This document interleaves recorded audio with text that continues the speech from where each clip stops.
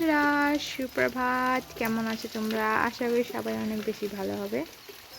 আমি ঘর এসে গেছি, আর দেখো আমার ঘরের মধ্যে একটা কি ঘটনা ঘটে গেছে। ওখানে থাকতেই হয়েছে। মাটিটা পুরো ঢেকে গেছে, আমার যত শিউলি গাছ, লেবু গাছ, জবা গাছ ছিল সব ঢেকে গেছে। তো এটাতে কিছু বলা যাবে না, এটা যেহেতু নিজে নিজে হয়েছে জলের কারণে, সেই জন্য। এরপরে আমি সব কাপড় জামাগুলো বের করেছিলাম, তাই জন্য ওগুলো সব গোটাতে হবে। চৌকির মধ্যে ফেলা ছিল, এই চৌকির মধ্যে ফেলা ছিল, আর ওই চৌকির মধ্যে ফেলা ছিল। দেখো কোথাও গেলে তো কাপড় জামা নিয়ে যেতে হবে, যে যে দরকার সেগুলো নিয়ে যেতে হবে, তারপরে এসে ওগুলো গোটাতেই হবে। সেই জন্য আমি কোথাও গেলে এসে পরে আমার ওই দিন বেশি কাজ থাকে। তো দেখো আজকে রান্নাবান্না চাপিয়ে দিয়েছি, আর আমার শাশুড়ি ওদিকে মাছটা ধুয়ে নিচ্ছে।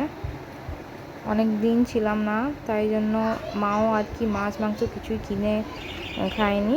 মানে বলেছিলাম, তাও বলেছিল না তোরা নেই তো খাবো না, সেই জন্য আজকে নিলাম। প্রায় 10 দিন আমরা ঘরে ছিলাম না। তো এটা সকালের টিফিন বানিয়ে নিয়েছিলাম, পরোটা আর ডিম ভাজা, আর মাছের মধ্যে যে আলুটা নিয়েছিলাম সেটা নিয়ে নিয়েছিলাম। দেখো এইগুলো আমি দুর্গাপুরের মেনটেন্সের মেলা থেকে কিনেছি। তো এরকম ছোটোখাটো জিনিস কিনতে আমার অনেক ভালো লাগে ঘরের কাজের জন্য। আর ওই ট্রেন গাড়িটা আমার বোনের ছিল, তো আমার বাবা বেটা নিয়ে চলে এসেছে। তো দেখো এসব মেলা থেকে কিনেছি। ডিব্বা ডিব্বি প্রয়োজন তো লাগতেই থাকে ঘরের মধ্যে, কখন কি রাখা হবে। আর একটা ধূপ এনেছি, আমার বাবা প্রত্যেকবার আমি যখনই যাই ধূপ এনে দেয়। তো দেখো আমি ব্যাগটা খালি করে নিয়েছি, আর সব ব্যাগটাকে ফির করে করে রেখে দিচ্ছি। তো আমার ছেলের প্রায় 3টে দোলচি আছে, 2টো দোলচি মানে আলমারিতে থাকে। দেখো এই লেহেঙ্গাটা জন্মাষ্টমীতে ভাঙা হয়েছিল, ওই লেহেঙ্গাটার টপটা যেটা আছে না, সেই টপটা আমার ভাবুকে পরানো হয়েছিল কৃষ্ণ সাজাবার জন্য। স্কার্টটা তাহলে থেকেই গেল ওর সাথে।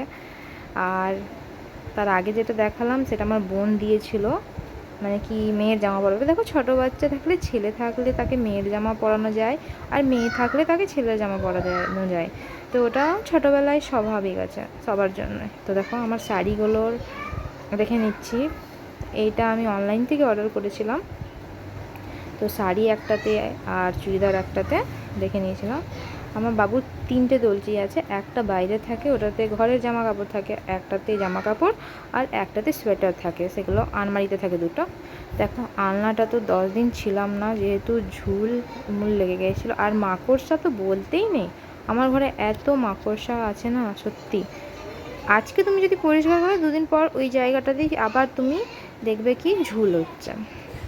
তো এটা কিছু করার নেই, প্রত্যেকবার করতে হবে। আর আলনাটা অনেকটা সেটে ছিল বলে পিছনে মানে পিছন দিকের ইয়েগুলোতে রাখতে পারছিলাম না, সেই জন্য একটু আগে দিকে টেনে নিয়েছি আলনাটাকে।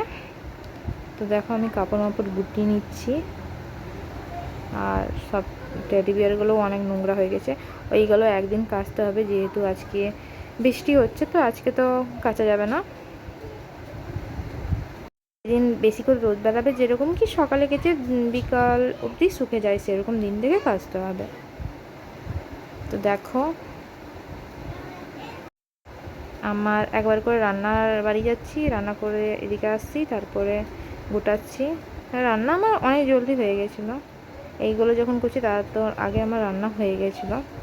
তো দেখো ওই নাইটিগুলো পুরোনো নাইটি আছে, তো মানে কি বর্ষাতে আবার দেখো সব যদি শুকলো না করলো না, তখন অনেকগুলো প্রয়োজন থাকে, তো তাই জন্য আমি এগুলো বাইরেই রাখি।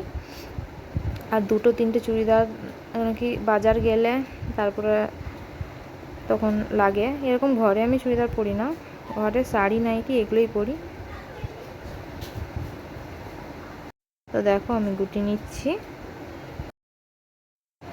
গুটানি আমাকে ছোটোবেলা থেকেই ভালো লাগে, আমি সব কিছু গুটিয়ে রাখতে পছন্দ করি। এলোমেলো জিনিস আমার একদমই ভালো লাগে না। যদি আমার আলনাটা একটু অগোছানো হয় বা এর বাবা যদি অগোছানো করে দেয়, তো আমি একদম রেগে যাই, কেন কি আমাকে একদম ভালো লাগে না।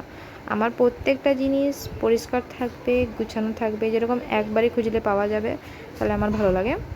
তো দেখো বিছানাটা যে আরেকবার ঝেড়ে নিচ্ছি, কেন কি সব কাপড় জামাগুলো তারপরে জিনিসপত্রগুলো রেখেছিলাম তো ধুল হয়েছিল।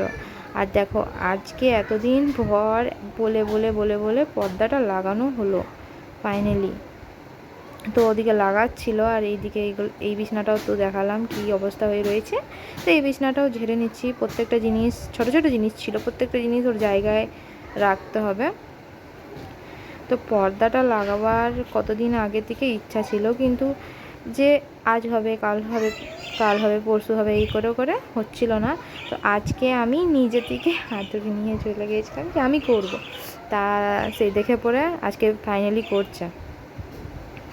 তো দেখো আর করার একদিন দুদিন থাকার ইচ্ছা ছিল, কিন্তু থাকতে পারলাম না। কেন কি সবাই বলছিল নাকি নিম্নচাপ সোমবার থেকে নামবে। তো আমরা সোমবারে আসিনি, মঙ্গলবারে এসেছি।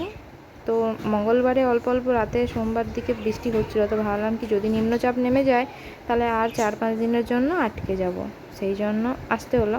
তো দেখো আমার রুমটা গুছাবার পর তো লাইটটা জ্বালাইনি, এইটা জানলার প্রকাশে আলোটা আসছে যেটা সেটাই হচ্ছে, দেখো প্রকাশ হচ্ছে। দেখো পর্দাগুলো লাগাবার পর কীরকম লাগছে বলবেন। একটা একটা জিনিস করে ঘর সাজালে কত সুন্দর লাগে বলো। তো আজকের ভিডিওটা এখানে অবধি।